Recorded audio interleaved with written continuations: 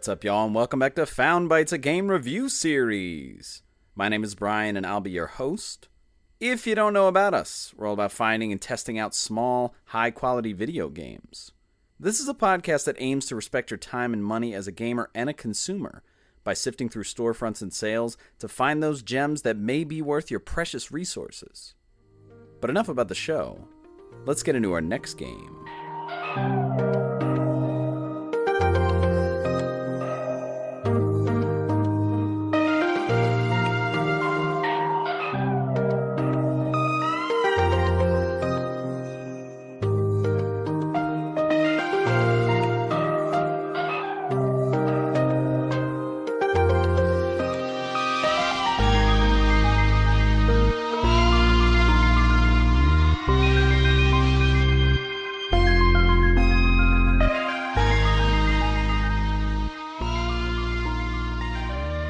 Crypt Custodian is the game for this week's episode. Crypt Custodian is a top-down action-adventure Metroidvania from Kyle Thompson that was released in 2024. And the game is available on PC, Switch, Xbox One, Series X and S, and PS4 and PS5. So what drew me initially was reading just a little bit about the game. It's kind of like a Zelda-like inspired. It kind of has this free roam, like you have a top-down view. It's a lot of hack and slash, but you have powers. It kind of plays like Nobody Saves the World, as well as Under Dungeon, so kind of the combination of those two. It kind of has this free roam open design, very similar to Animal Well, where you're just kind of using your intuition, looking where to go, maybe checking the map. But overall, the feel of it, kind of the charm behind it, it's kind of a little bit of a cross of like a short hike and Haunty, kind of silly and cute, and a little absurd, maybe a little bit of like Undertale. The game released with an MSRP of $19.99, and I paid $13.99 for it. I got it on sale on PS5. When you buy it, you get the PS4 and the PS5 copy, so I might download it on my PS4, maybe have my wife check it out as well. The game runs straight through maybe about 10 hours. If you're being thorough, trying to get all the collectibles and stuff like that, maybe a bit over 15.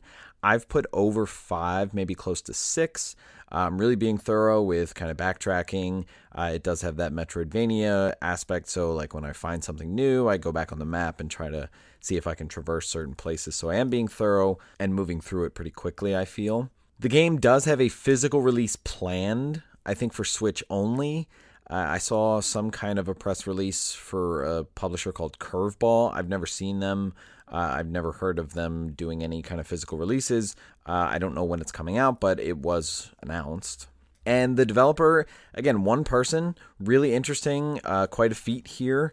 And what's also interesting is either their sibling or their partner did the music. So it's kind of interesting just having that duo, one do the development, one do the music. But this guy, Kyle Thompson, he's also done some other games you may have heard of. A game called Sheepo and another one called Islets or Islets or whatever. I feel like I've heard of Sheepo, but I've never played it before, as well as not the other one. And I had not heard anything about this. I am pretty sure, though, I saw it on sale on the PSN storefront, kind of like a push for like, oh, new releases or something like that. More and more, I'm kind of getting caught by that. It's an interesting tactic. It probably takes a little push from publishers or in this case, whoever the individual developer is. I don't know if it linked with a publisher, but kind of annoying though, because there's obviously limited space there, but it is working because it's finding me. So I saw it and pulled the trigger and decided to give it a shot.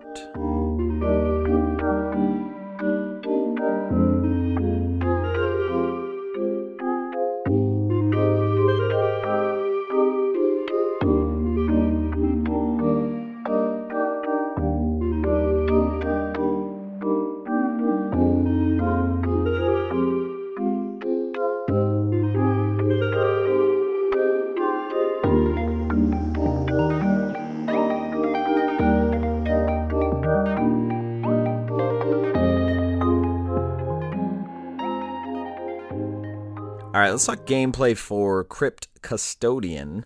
So just some of the basics, we've already kind of mentioned it, but top-down view, so very similar to games like Link to the Past back on SNES, or a game that we talked about earlier, which is Nobody Saves the World, as well as other games that kind of have a similar view, and you're kind of moving around. So you'll move your character. There is a jump, and there is a dodge roll, and you'll have sort of a melee swipe, and then you'll have a button for like a special move that you can do, and this can vary depending on what ability you have equipped. So those are just the basics, but as you're progressing through the game, you're going to have a lot of platforming, which is interesting because in this top-down view, there's really only one plane. So it's not like you're going up onto higher planes or at higher elevation or anything like that.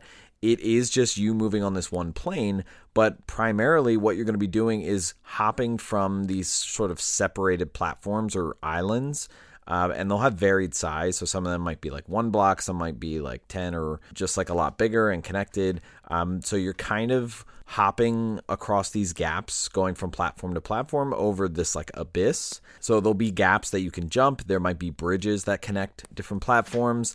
What is nice and interesting is that the platforms have like a phantom barrier on the edge. So I don't think you can actually walk over them, but as soon as you jump or dash, I think that barrier kind of breaks. So honestly, I feel like the game would be infinitely more complex and difficult if you could just walk right off the platforms, because there's not really anything stopping you in the environment. So an interesting choice, but it certainly makes for some interesting platforming. A lot of the things that they throw at you. So simple things like moving platforms, moving bridges, crumbling platforms that'll come back after a little bit, nothing new, hitting switches and having bridges that are timed or just moving. And as you're moving across the screen, like the screen will move sometimes. So if you're going up to a higher platform, the screen might go with you, or it might end at that screen and then it'll go screen to screen onto the next screen. Nothing new for this kind of top-down genre. There are sort of mini sections or areas on the map that are colored differently, that are kind of like different environments, but sometimes you'll have a screen-to-screen within the same area, so it's not really exclusive there. And as you are roaming around, you are definitely going to see enemies, and a lot of these enemies are just going to be free roaming, so you might interact with them, you might try to kill them, but a lot of the free roaming ones you can avoid or you can pass them. There will definitely be times where you have to kill certain things, like you might have a locked encounter. A lot of the times what will happen is you'll go to a platform that may have had a couple bridges going to it, and then there's a certain statue or marker on the platform, and as soon as you get there, all the bridges kind of pull away, so you can't escape the platform, but you're going to have to kill a sequence of enemies, and this might be in waves. They'll kind of spawn in regularly, but as soon as you kill them all, you kill all the waves, then the bridges will come back. So sometimes you can avoid enemies, sometimes you really have to kind of lock in. Really interesting combination of enemies. I would say some strong and unique varieties. Like you'll have your basic ones, or at least the form factor, like ones that fly, ones that jump, ones that walk around, but a lot of variation in what they're doing.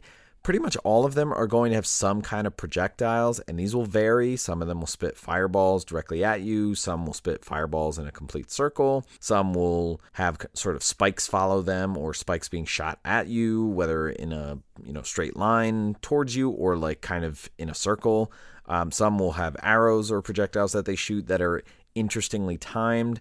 So really just a variation of what you're seeing, what things will do, the timing of things coming at you, and as you go to new areas, you're definitely going to see newer variations of this. Really unique, I would say, the variety of what you see in terms of enemies. Some of the enemies might be like jumpers, and you'll have sort of incoming warnings, like if something is about to get shot up into the air and then fall next to you, you'll see like a red circle with an exclamation point, or like if an enemy is jumping where they're going to land, it'll show up that. And these enemies will have varied health. There's really no indicators for how much health an enemy has. It's just like how many hits it's going to take to kill it. Normally when you get to newer areas, you will see kind of tougher enemies, or they'll take longer to kill. But a lot of these encounters, it's really going to be a cacophony of a lot of different things, different types of enemies. The roaming ones are not that bad. Maybe you'll have 3 or 4 kind of in the same area that are coming at you. But if you're running, more of them might follow you.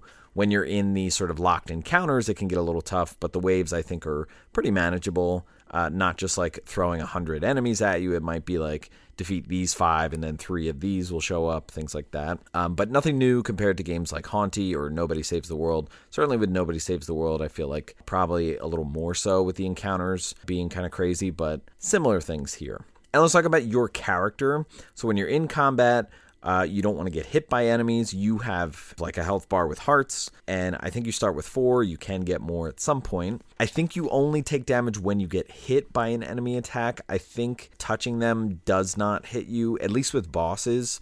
because you have to run up pretty close to bosses and kind of swipe away at them. But I'm pretty sure that if you just walk next to an enemy, that's not going to do it. It's going to have to actually do a thing to hit you.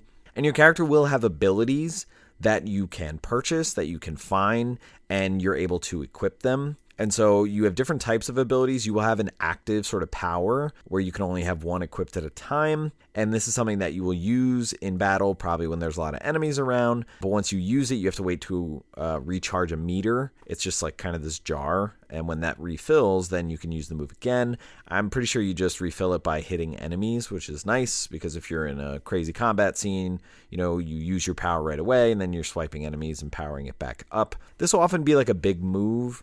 Like the first one that you get is just like swords go around you really fast and hit a lot of enemies at the same time. But then you'll get different ones that have like spikes follow you, things like that. But then you'll find a lot of these passive abilities. And I really see a parallel between this and like Paper Mario and the different badges that you get, especially because you will have sort of like a badge point system where you can expand sort of like the max number of things that you can have equipped with these passive abilities. So you'll find these around. You'll find them with certain challenges. If you beat certain challenges, you'll get them. You can also purchase these. And these are going to be simple things like your attack goes up 30% at full health, or your attack goes up 30% when your health is low, or if you're just standing there, you'll always have something going around you doing passive damage to any enemies, or you can get one of these that'll increase your max health.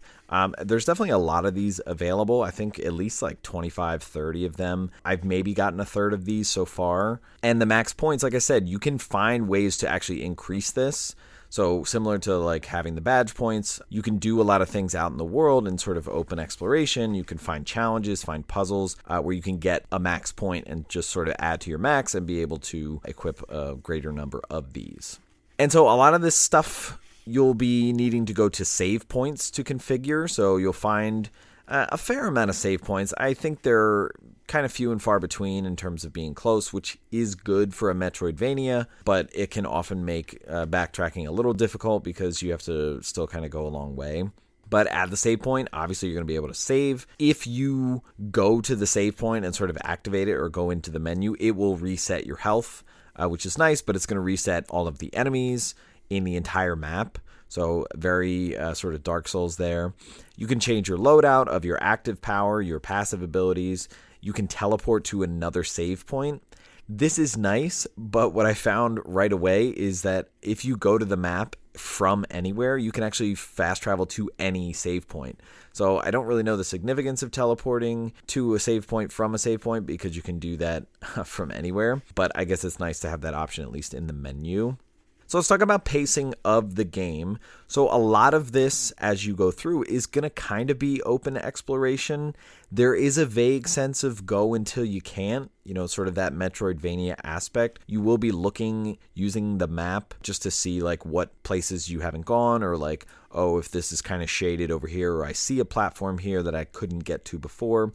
It is very Animal Well overall. It does give you minimal direction. It doesn't really tell you where to go. There aren't really markers on the map, but there is a story path, and it does kind of funnel you in a direction, whether it's because of the abilities you have to traverse or things like that, which is not very similar to Animal Well. Animal Well is just like you can kind of go in any direction, and there are a couple things you need to do, but you can do them in any order. This does sort of have a story path where you feel funneled through, and when you get to different parts of the story path, there might be cutscenes or dialogue with different NPCs.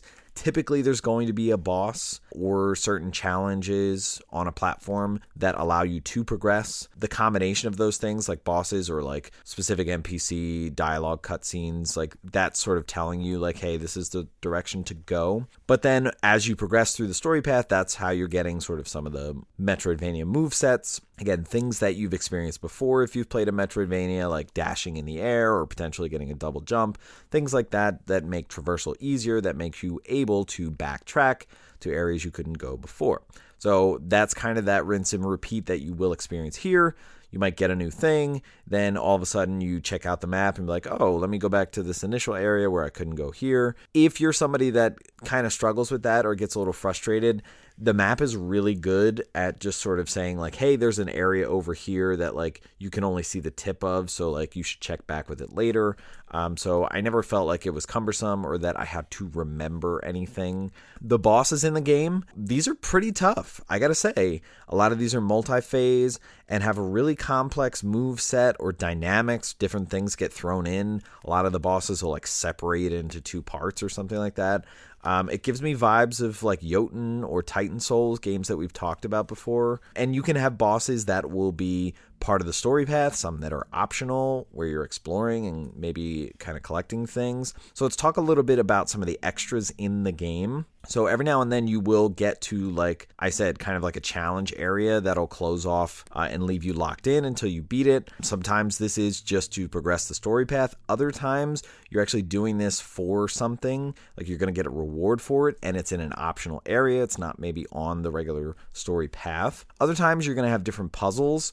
There's a recurring one where you have to sort of shoot something that's sitting there and like deflect it depending on the angle that you shoot it, and it can only deflect off of walls. And so there's a little bit of kind of geometry, physics puzzles going on with different angles. I like the variation of them and how they get a little more difficult. And like I said, those optional bosses that you might find. And all of these things, you might be finding different collectibles. These could be objects or these different pictures that you find that are kind of linked to like the story or memories, very similar to Haunty, which we talked about in an episode. You are also collecting like different spirits. You're trying to save them. I think there's maybe 20 or 30 in the game. But this is also how you're finding some of your passive abilities, and also how you're finding a lot of your upgrades to your max points. So a lot of your puzzles will have like a locked gate where you're trying to solve it by either, deflecting those projectiles at different angles, or maybe you have to kill a certain number of enemies in the area, and then it'll just be like a little gray dot that you pick up that adds to your max ability points. And then you'll also have some kind of vague side quests at times. Like if you find a new NPC, they might ask you to go do something in a close by area. It's pretty kind of self-explanatory that like the direction that you're going when you find that NPC is where you do the side quest. This isn't really tracked anywhere in like a journal or anything like that, or at least I didn't see it. And finally, in terms of accessibility, there are difficulty levels you can choose from at the beginning of the game. I want to say there are at least 3, probably 4. So I picked hard. I think there's like a very hard one. So I've been playing it on hard. It's been tough. I've had a lot of bosses really kick my ass. And so if you're looking for a challenge, if you're someone who's a veteran at this, I would suggest at least hard. But if not, you might want to go a bit lower. I did die a lot. And when you die, you just respawn at the last save point that you went to. So be aware of that. This could be a little far away. So you want to think about if you're like going into a boss or something like that, to just go to the nearest save point. And the most amazing part about this game in terms of accessibility is you can remap all the buttons, which is amazing, because for me, it had the swipe and dodge roll and things like that on the face buttons, and so I moved them around, and it's just so much better to play. So really, really nice to have that feature. I'm surprised I don't see that in more games. I understand whether third person or something where you're moving the camera, like it might be a little more difficult or whatever. I just think it's really great that you're able to remap the entire button layout. So shout out to Kyle Thompson for that.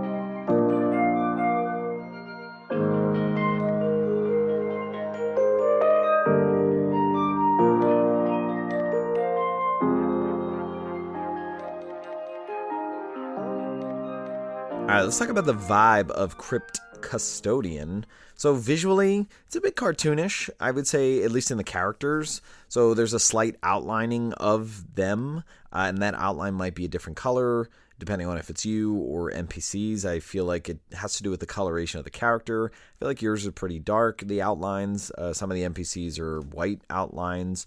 There's a lot of just anthropomorphic animals, like everybody's an animal, all these NPCs, including you. And they're a bit silly looking. Like they'll have cartoonish cat or frog heads or whatever with silly eyes and just fixed expressions. Like some of them are just like smiling with their eyes closed. It reminds me a lot of Haunty, like some of these just jovial characters or some of these a little off or a little odd ones. Environments, you'll find a lot of the platforms are like stone or wood, whether it's the platforms themselves or the bridges. Like you'll see the bricks or how sort of like the pillars are arranged with like stone blocks, and you can see the separation between them. You're kind of seeing a lot of like worn ruins in a lot of these environments, a lot of pillars and statues of animals, which is fun. And then they're kind of overgrown with like moss or grass kind of coming through them in patterns. Like you'll sometimes see vines hanging. And then just in general, whenever you're not looking at a platform, it's just like this abyss below. And it's kind of interesting. It has like a starry feel to it, but it's very dark. And in general, in terms of the whole game with colors, a lot of just dark colors, like grays and muted browns and greens and like slate blues that you're going to see a lot. And that's the environment, the background, and you. Like your character has a dark outline, but they're just like, like a dark black or purple or brown. There are some bright spots, like some of the green growths might, get a little brighter in green. Some of your other NPCs kind of contrast you, like they're very bright colored, maybe have a white outline, maybe they're light blue colored. There are some indicators, like I said, if an enemy is jumping, you'll have those red warning circles with an exclamation point, which is nice and helpful. The different projectiles pretty much all have like a color contrast. They are bright, like the fireballs are white, like the sort of spikes that come up are like a white and then like a pale red at times. And then if you get low on health, there's sort of like a red lettering that comes up right next to your character. It says low health, low health. So little things like that, contrasting with the darkness. Let's talk about the themes and the setting. So you're in the afterlife, and this is 100% parallel with Haunty, a game that we talked about in a previous episode. You're a ghost. Something happened. You died pretty close to the beginning. You're kind of judged, and you're deemed as bad, and you have to go kind of clean up. You're sent to be a custodian. So like your first thing is you have to pick up a broom, and that's your melee weapon for you to swipe at enemies and stuff like that. But you have to go clean up, and you're on cleanup duty, and you're in the bad place. And so you're going around and you're seeing other ghosts and NPCs, and you're trying to help them. All animals. Like you're a cat. And there's a lot of frog people and animals everywhere. It's silly, like your interactions with NPCs and sort of how they compose themselves or the things they ask you to do. It's kind of a cross between a short hike and Undertale. Some of them are silly, and some of them just need like a nice little lesson, or there's a little bit about friendship and stuff like that. But then some of them are just absurd and off the wall. There might be a little bit about redemption. I'm starting to get there and get the sense as you're like making friends with people and you're collecting objects. Like some of the things you're collecting are pictures, and they're of your life, you as a cat and like the family you were with. And so a little bit of like, what went wrong, and again, right out of things like Haunty, Iris and the Giant, getting that context of like there was a life before this and what is it kind of telling you about your character. Definitely more silly and tongue-in-cheek along the lines of Undertale than Haunty, which kind of had this somber, like really heartfelt feeling. At least for now, I'm about maybe a third to halfway through the story. I think some things might connect a little bit, but I'm not really getting too much from my character about them other than what I'm reading in the pictures. But a lot of the interactions are just kind of silly, tongue-in-cheek. So I like both aspects of that.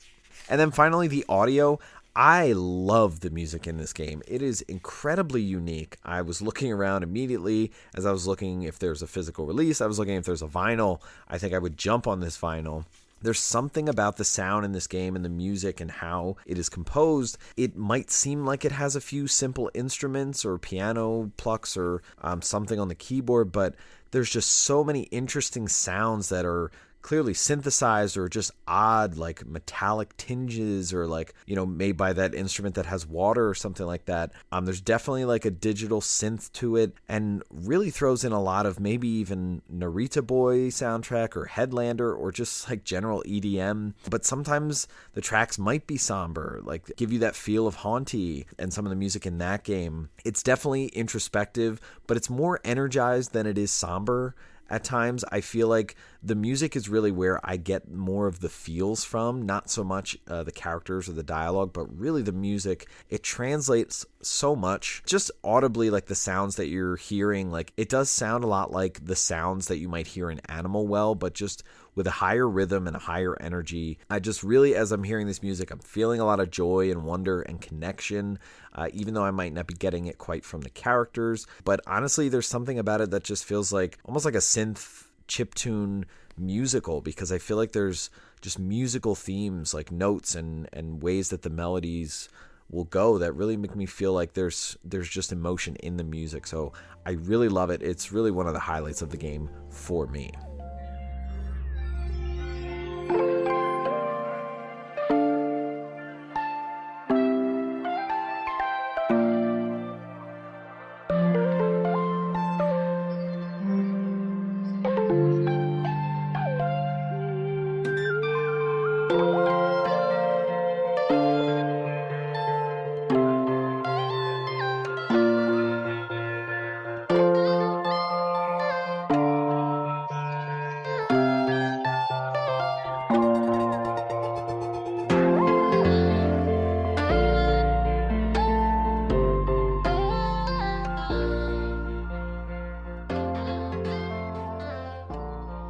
All right, let's wrap up the conversation about Crypt Custodian.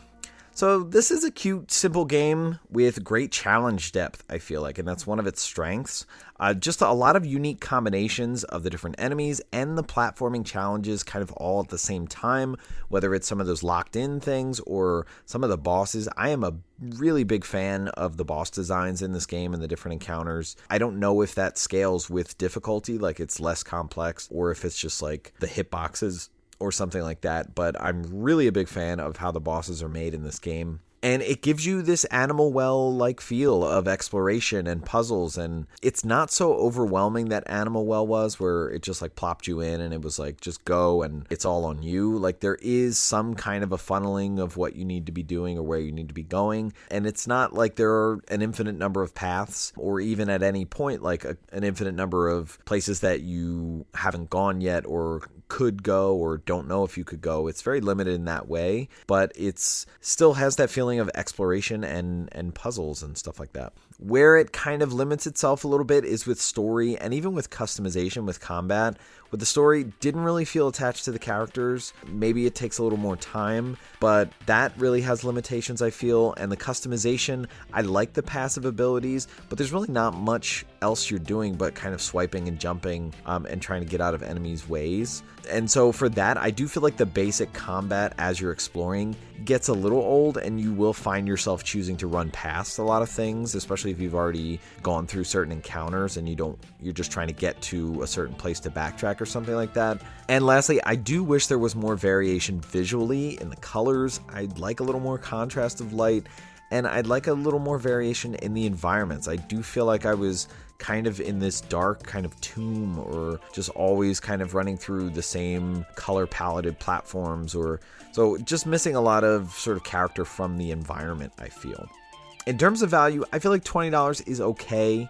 I wouldn't get this for above $15. I got it for $13.99. I think that's a nice price. I think if you could find it for under $10, that's great value. I do think there is something here. This game is great for open exploration.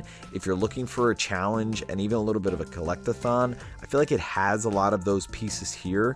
And of course, that music, that soundtrack is just, it just brings all the feels, and I really love how it adds to the experience. It's definitely not as compelling as something like Animal Well that's gonna, really grab your attention, or even has the heart of Haunty, like in the characters and the story of what you're reading.